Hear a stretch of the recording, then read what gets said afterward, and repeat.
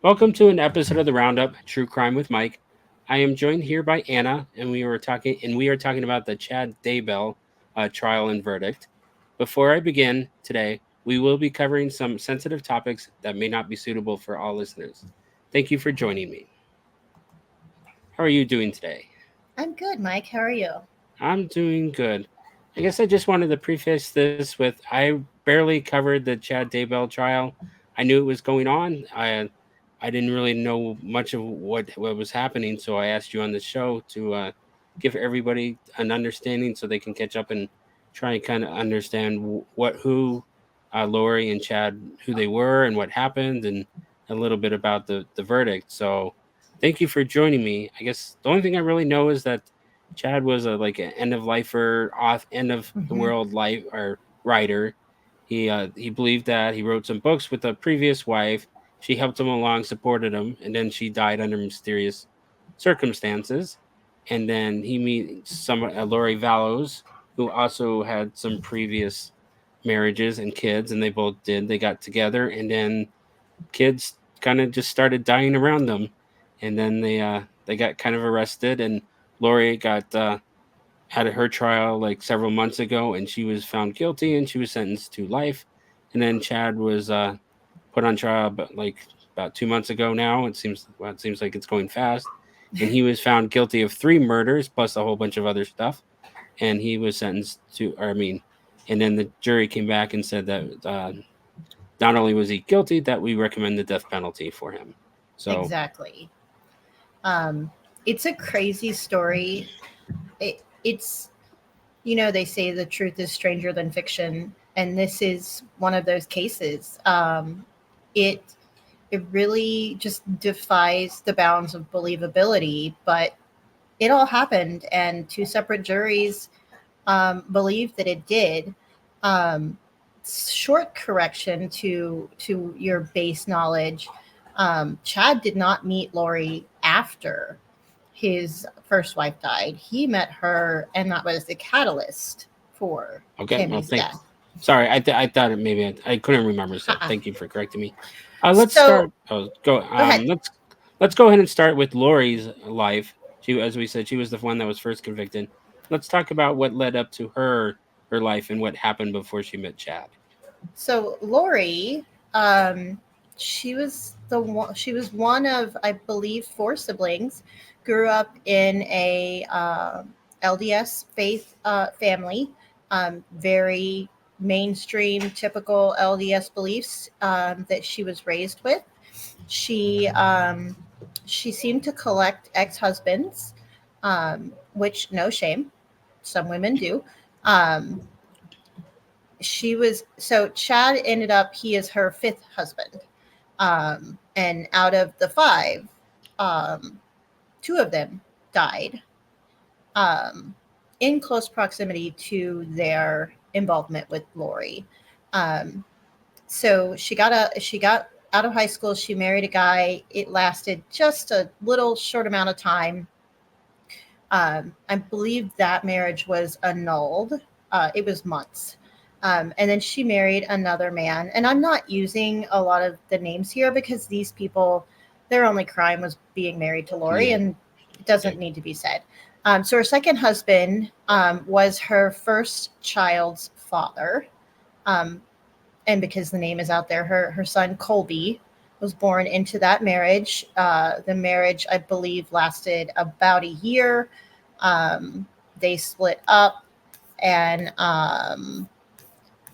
she met Joe Ryan. Joe Ryan um, raised Colby. They had daughter, another child together, a daughter.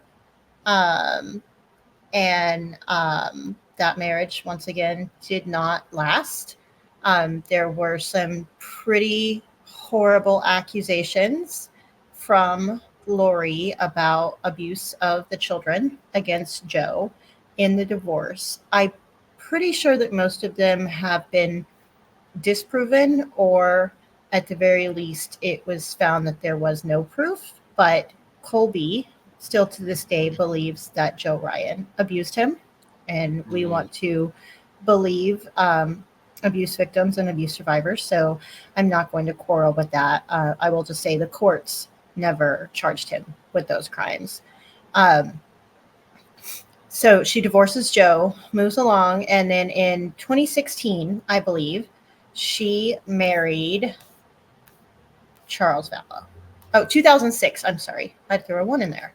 Okay. Um, It's hard to keep track 2006. of. I mean, it is. And the story goes back so far. Um, um, so she marries Charles. She has Colby and Tylee at this point. Charles had two sons from a previous marriage that had ended.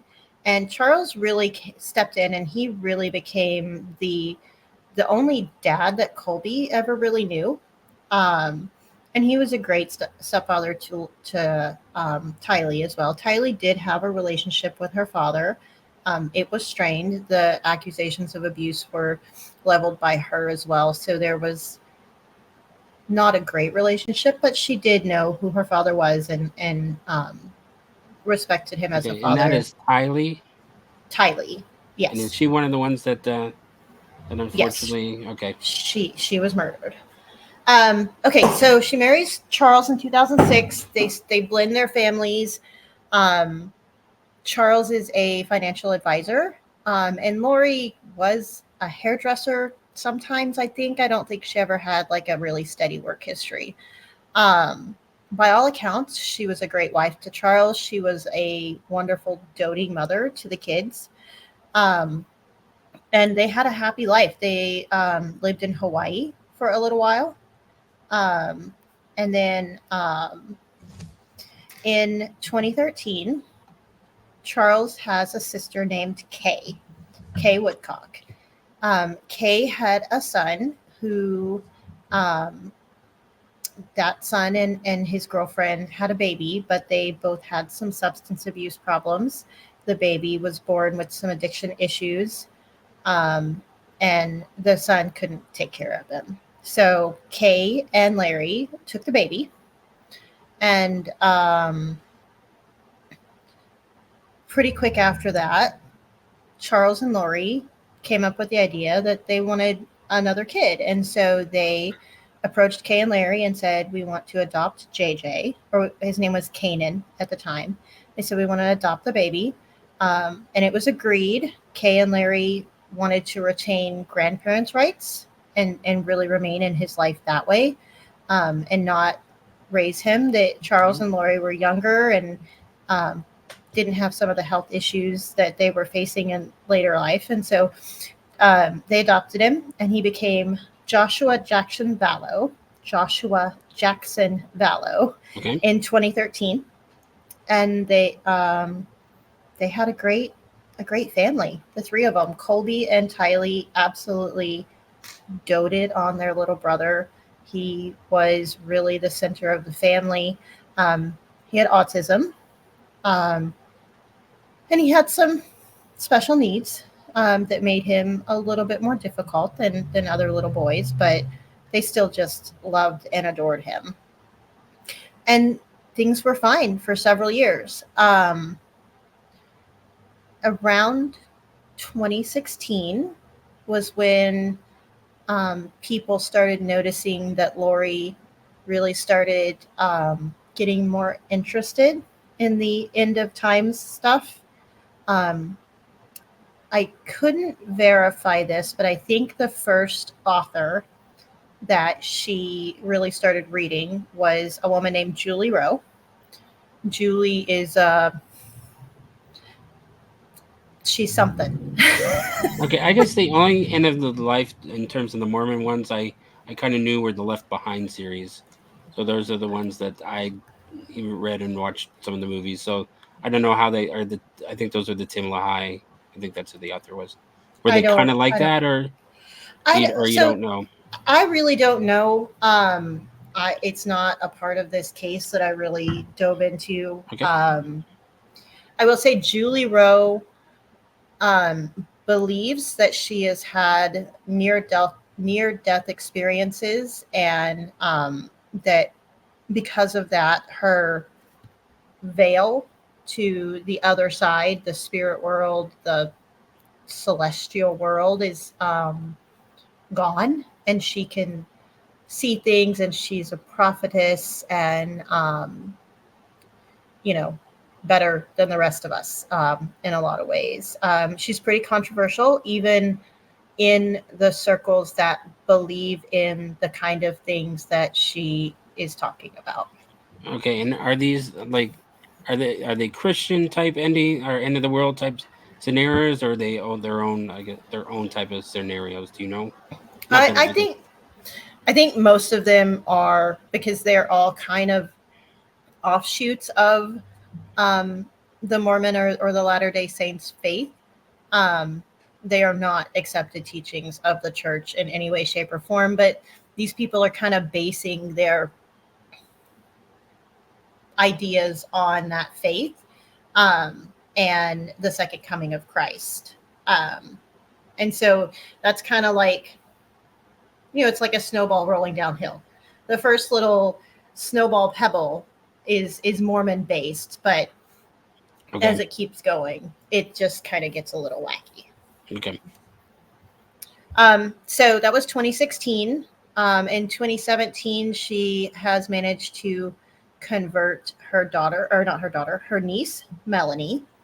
And I will say, I should have said this at the top of the show, but most of my knowledge on this case, as I've been following it over time, has come from two people.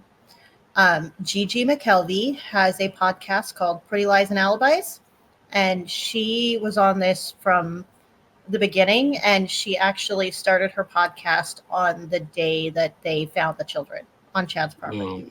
okay, And then Nate Eaton with East Idaho News, um, same thing. He was on it from the first, hey, we've got missing kids in Idaho, and he shows up, and he reported and followed it. And so most of my knowledge comes from them, and I just kind of want to give them a shout out because they've put a lot of their lives into this case, and I wouldn't know half of what I do if I didn't have their content to follow.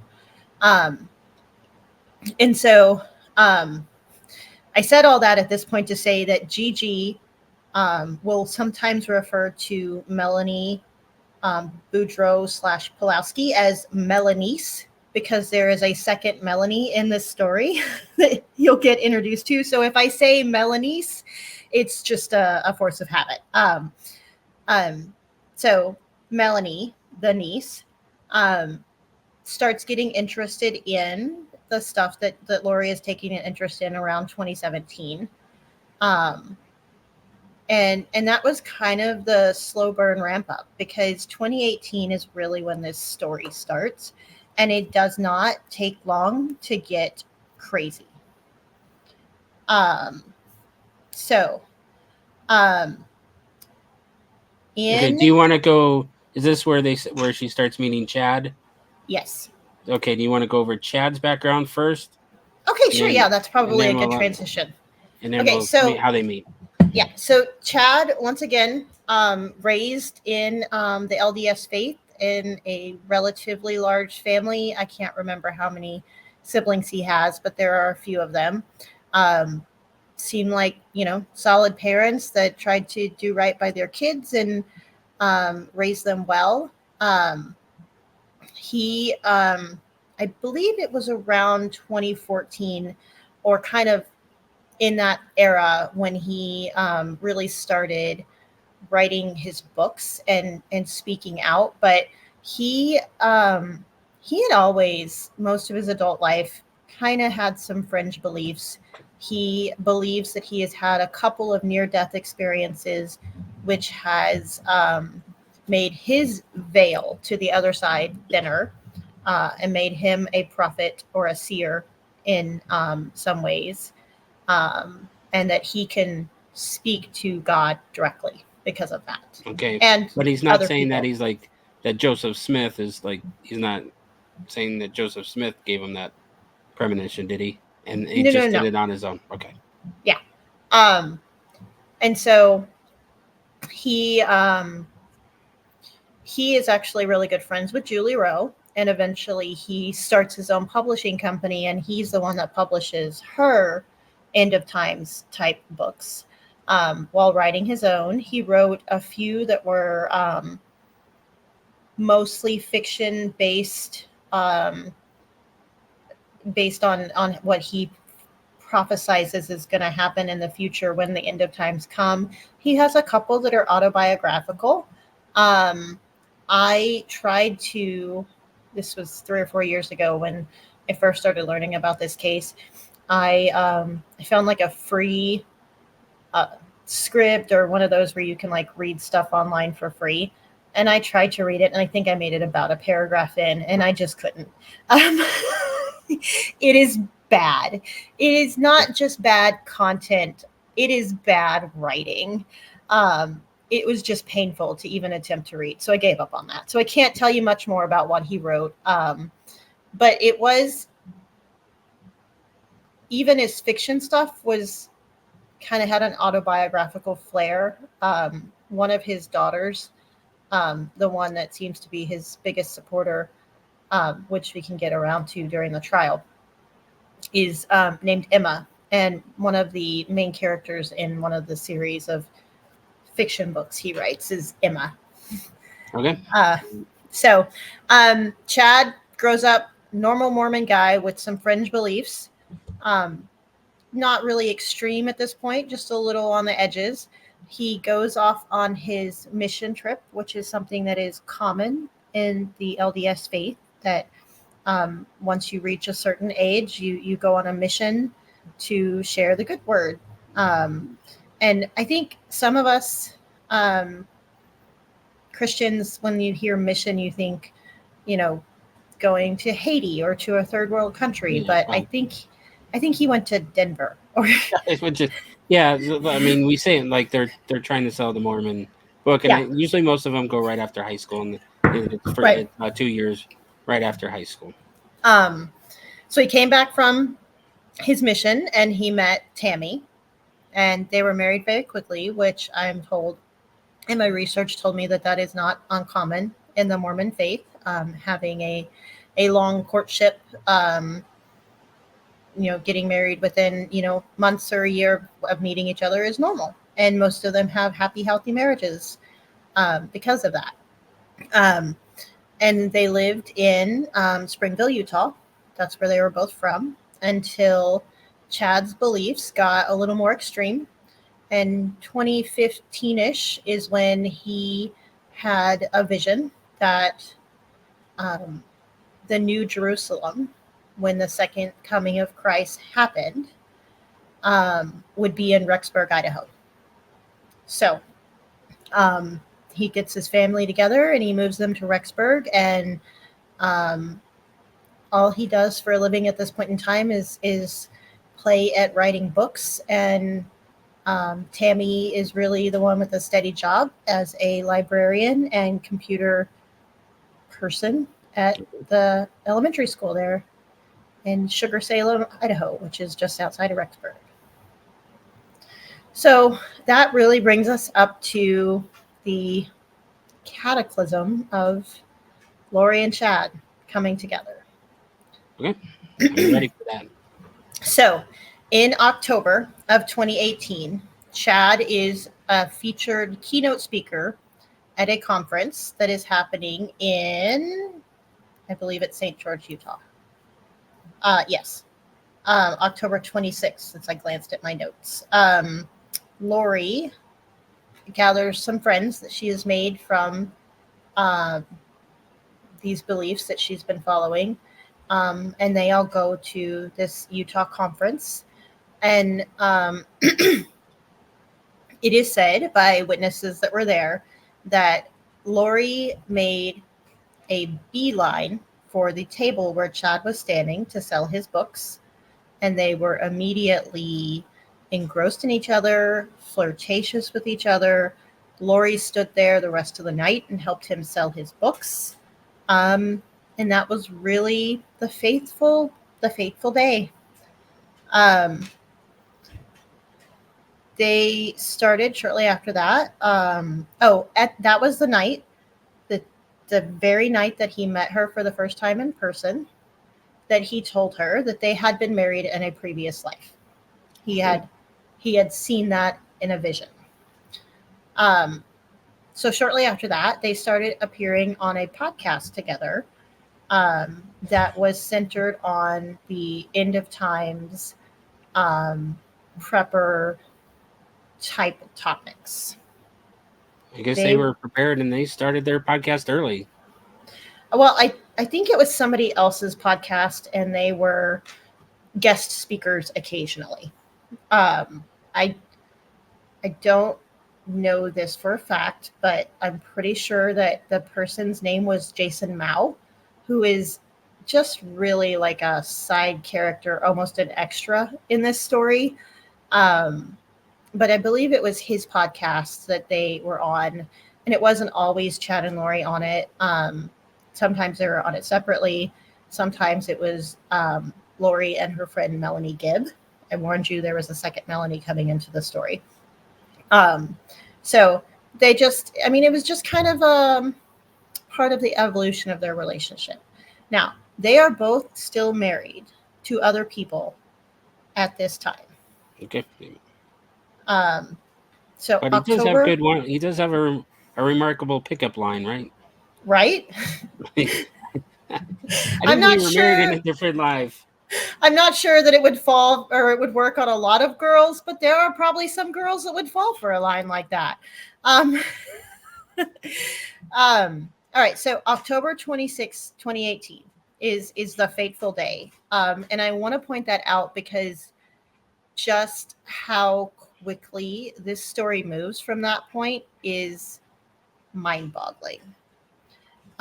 So mid-November of 2018, Charles is out of town for work. There is another Preparing the People conference, which was the name of the kind of the group that did this end of times prepper type of stuff. Um, and Chad flew to Arizona for that conference, and it was reported by witness testimony in both trials that Chad stayed at Lori's house. So about 2 weeks after she fell for his pickup line, Okay. they're having a sleepover. Um, so part of Chad's wacky beliefs um, that evolve over time. They conveniently evolve to make him believable as this goes on. Um, is that people are either light or dark, and if they're light, they've made a pact with God, and they will be elevated to a higher being, a higher plane of existence when their work on earth is done. If they are dark, then they have made a pact with the devil, um, and they are evil and they must be demolished. Um, so that was where it started.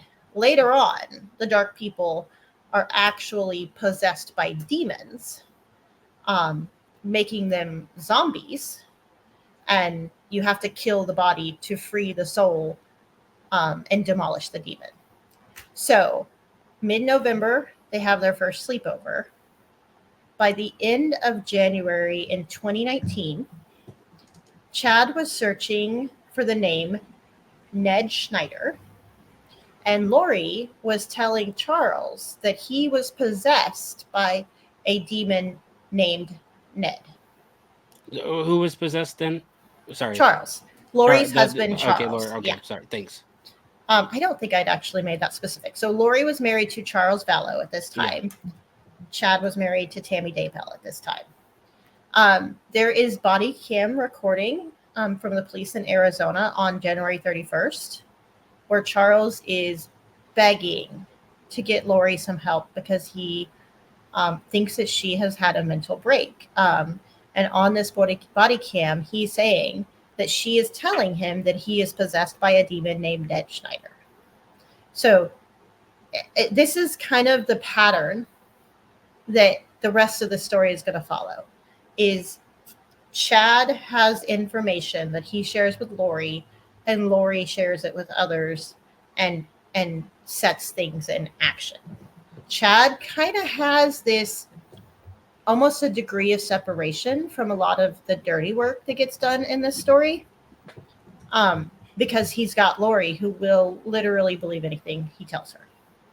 Um, so Lori gets checked out at the mental health hospital. She ends up voluntarily doing it. Chad did, or not Chad, Charles did get a piece of paper saying that they had to pick her up for this mental health evaluation, but she turned herself in to have it and charmed the socks off of the staff there, and they told her that she was fine and sane and let her go. Mm. Um, in February of 2019, Charles files for divorce, and in the filing, he said that he feared for his life and his kids' safety. But then he withdraws the divorce petition, and he's telling people, family members and friends, that he wants to try and make the marriage work.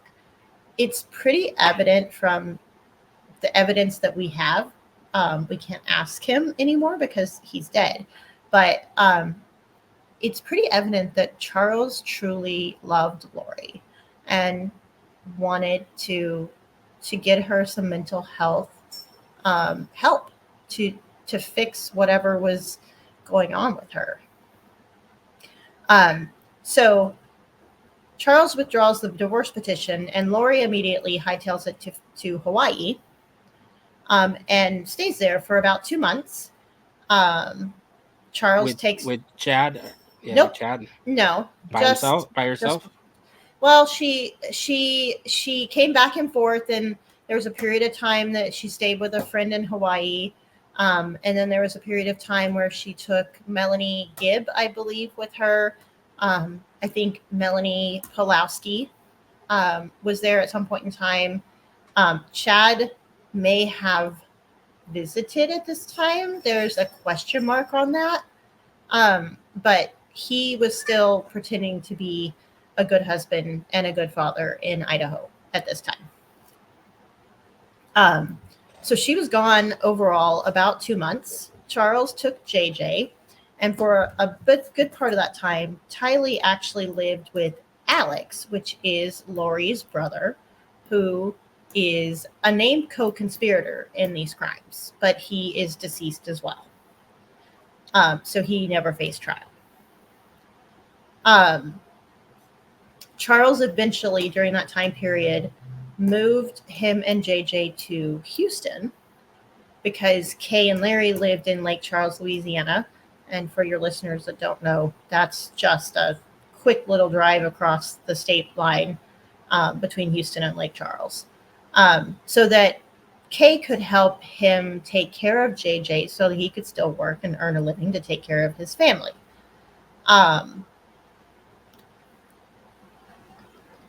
He also, this is the period of time where he switched his life insurance policy, his $1 million life insurance policy beneficiary, from Lori to his sister Kay.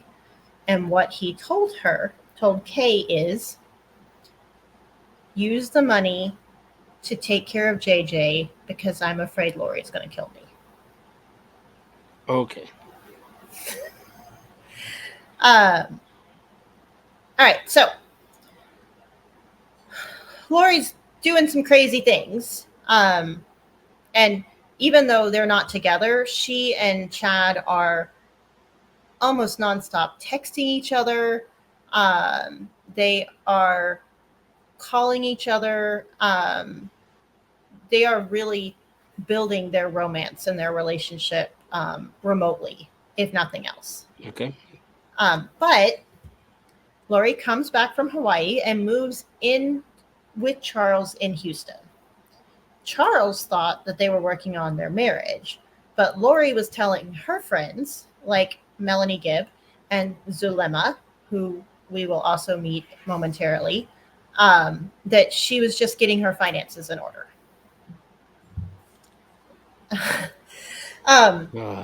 Okay. Yeah. So, June of 2019, roughly, what is that?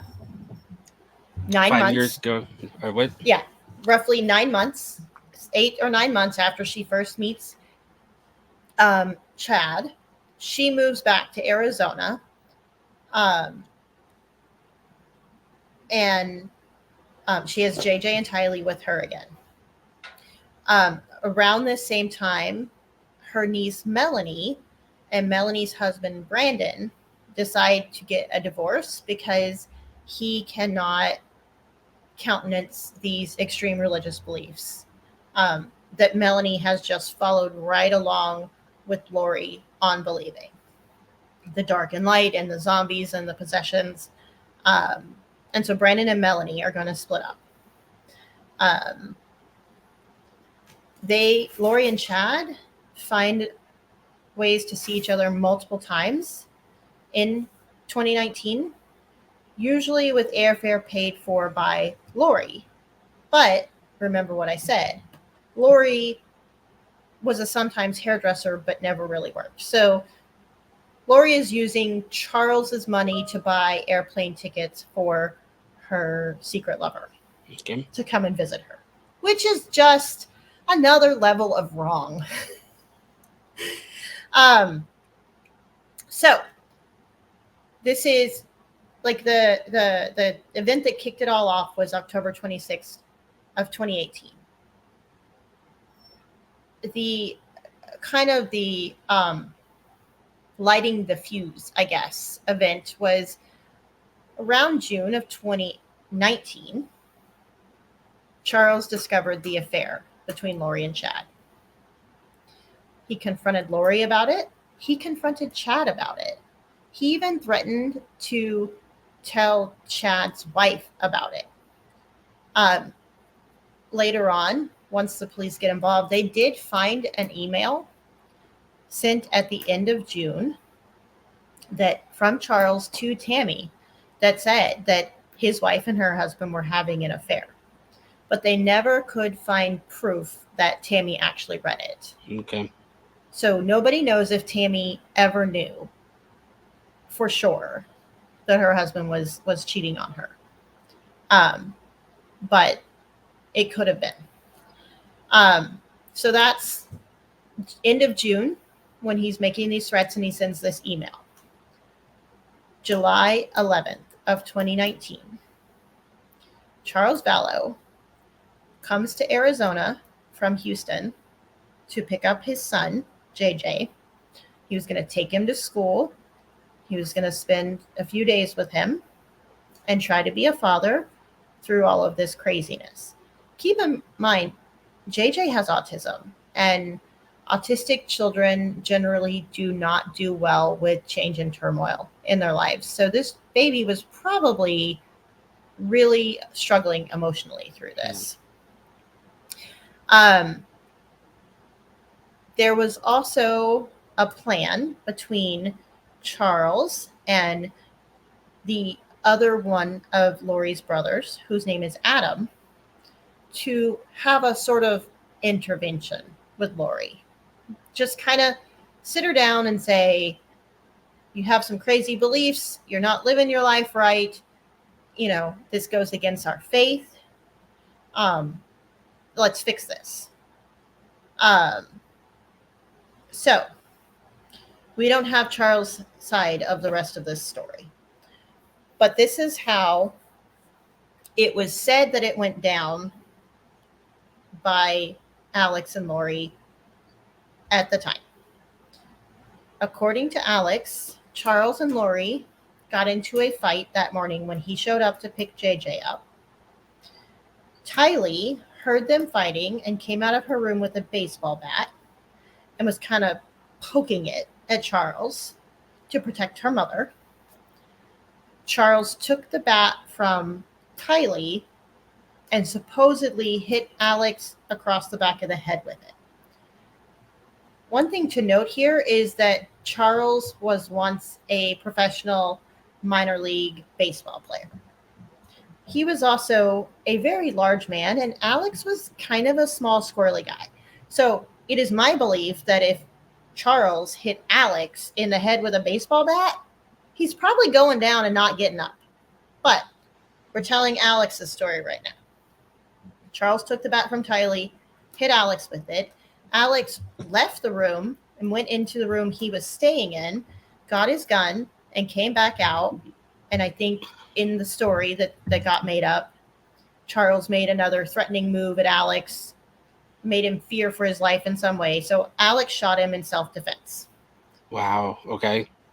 Lori and the kids were at home, and she and Tylee both told the cops that they heard the shots but didn't see anything.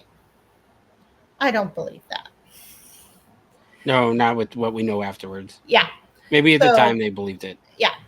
So on the 911 call, Alex shoots him, puts the gun back in his room, washes his hands, and then calls 911 and says, I just shot my brother in law in self defense. And that's a slight paraphrase, but that's pretty close to the words that he said. Um, excuse me. Um, Alex told the cops that it had been 20 minutes since the shooting. But then phone pings and locations later proved that it was closer to an hour after Charles showed up at the house before 911 was called. Also, on the 911 call, Alex sounds like he's doing CPR, but the medical examiner found no proof that CPR was ever performed on Charles. So, jumping the shark a little bit, it was ruled self-defense at the time, but once all this other stuff started going down and the dominoes started falling, Arizona looked back into it. And there have been Arizona detectives and investigators that were like, didn't quite buy the story at the time, but didn't really have enough to go on to make more out of it. And so it was at least moderately suspicious from the get-go. But once all the other dominoes started falling, they kind of had more avenues to look into. And Lori, like I said, jumping the shark, Lori is sitting in Arizona now on loan from Idaho so she can be put on trial for her part in Charles's death. Yeah, I guess we'll get to more of it later. But I guess I don't know. Does Arizona possibly have like a heart? I mean, is there any chance of the death penalty for her in Arizona? Um, I don't believe they are pursuing it. That is one of the few facts that I didn't actually think to look up. But Idaho got her first, and she has 5 life sentences that she needs to serve in Idaho, despite whatever she might get in Arizona. And so I don't think it's unheard of. If Arizona and Idaho wanted to come to an agreement that basically Idaho was like, she's your problem keeper, do what you want with her. But the way it generally goes is she would have to serve out her term in Idaho before Arizona gets their shot at her. And since she has 5, I believe they're consecutive life sentences, but they're natural life sentences. So she's going to die in Idaho. Okay. All right. So Charles dies on July 11th. Some of your listeners that have followed the case even just a little bit will have heard of the James and Elena story or the loin fire story. And yes, I said that, loin fire. I think I did give a warning before the show. um, I'm not sure what so it is, so I'm interested. I am not going to get into a whole lot of details, mostly because it makes my skin crawl. But it is, imagine if you took extreme religious beliefs and mashed them up with a really crappy, like Fabio on the cover, hair blowing in the wind romance story. Like steamy sex scenes, but wrapped up in the fact that they're both chosen by God to lead the new world when it comes. It's out there. It's childish. it's bad. But it happened. It happened the second and third day after Charles died. So July 13th and 14th is when this series of texts telling this James and Elena love story comes through. Okay, I guess I'm not understanding how they're related. Like, I'm It sorry. just the fact that Chad is writing this story about James and Elena, which is the names that they were married under in a previous life. So the Oh, so this was a super story. yeah, so he is writing this love story that is supposed to be how the rest of their lives are going to play out, and sending it to her 2 days after her husband was murdered in her living room, and it's just tacky. Did they at least move the body? Yes. Oh no. I'm joking, but Yes. like, Well, and that's another part of the story is um, Chad is the one that calls the mortuary and makes up this story that his name is Chad Daybell instead of Daybell. And he has an uncle who lives in Arizona, and he's just doing a favor for the family because he doesn't really have any close relatives, and he wants to know what it's going to cost to get him cremated and shipped to Louisiana. ordinary stuff you do every day. Yeah, the normal stuff you do for the deceased husband of your girlfriend. Um, it was also around the time that he is sending the James and Elena text story, that he told Lori that he thought that Tammy wasn't long for this world. Like he could see through the veil, and that her spirit was barely hanging on, and would be leaving soon. Um, so this is when Lori also finds out that she's not the beneficiary of the $1 million life insurance policy. And she texts Chad and says, "It's okay. I'll still get 4,000 a month from Social Security." So, um, when the parent of a minor child dies, they are allowed to apply for survivor benefits through the Mm. Social Security Administration, provided that that parent has ever paid into Social Security. And the guardian of that minor child can also apply for benefits for the care of the child. And so Tylee was already receiving those benefits from when her dad, Joe Ryan, had died a couple of years before. Nobody can make any connection between Lori and Joe Ryan, but everybody wants to make a connection between Lori and Joe Ryan's death. Because it would not be off brand for her to have killed her ex husband. Uh, Um, so that's what Lori is referring to, is that even though she's not getting the $1 million, she's still going to get 4,000 a month, um, for wow, JJ's dad dying. it was not like I didn't get that close to that much. I don't know how it was close to that much. I I don't know. I think it's based on the amount Maybe of how much they money. had already paid into the system Yeah. and how close to the Um, retirement they were. yeah. And Charles, he was a financial advisor, and he made good money. And so, I mean, it makes sense. Um, um, so rocks along. She handles what she has to in Arizona. By late August or early September, Lori packs up the kids, her brother Alex, her niece Melanie, and the five of them move to Rexburg. Tammy is still alive at this point. So they've got Charles out of the way, but they still have some earthly obstacles. Um, in August, Lori changes the beneficiary on her own life insurance policy. She removed JJ. She removed Tylee. and she makes her son Colby the only beneficiary of her life insurance policy. That's a weird change. Yeah.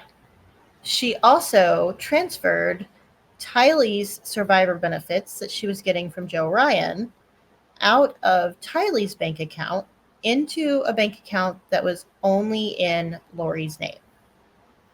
So I don't have the exact number that Tylee was getting, but it was enough that um, she was able to, with Charles's help, buy herself a Jeep Wrangler and pay for her own car payment and insurance out of the money she was getting. She, by all accounts, was a very responsible young lady who didn't just start wildly spending money like it was a windfall. She was It was testified true to in both trials, in Lori and Chad's trials, that she had some typical teenage girl charges that came through her account. She'd like to go to Starbucks um, and things like that, but she didn't blow her money. She was very responsible with her money. Mhm. Um, but Lori takes that away in August. Um, and so Oh wait, now, so like she, the other one was the one that's about like wasn't blowing the money then. right, Tylee, Okay. Lori's daughter, was being responsible with her money. I don't think Lori's been responsible with money a day in her life. Okay. Okay. I'm sorry. Like, thank you for clarifying There's that. so many people and just so many twists and turns in this story. Um, and I really boiled it down. Like, there's a lot more details that I could go to on almost all of these, but I'm trying not to make this Yeah. a 5 hour long video. No, but and here's maybe a good like we need to find like a good stopping point because this is going to be at least probably 3 or 4 episodes. Okay, well, If you have time, like no, we can totally do that. And this is probably a good place to stop in the story because this is when the bad stuff starts really happening and it okay, gets really sad and depressing. okay. Well, I mean, yeah. Let's try and figure out how many episodes that you want to plan it on, and try and find your schedule's I think a little bit busier with mine than mine. So try and find Well, some time we could do this and try and break it up in hour episodes. okay, yeah, we can do that. Let's just sign off for tonight and then circle back and Okay, do let me do stop another the one. recording and can you hang on for a second? Yeah. Okay. Remember, don't do anything bad that will end up on one of my episodes.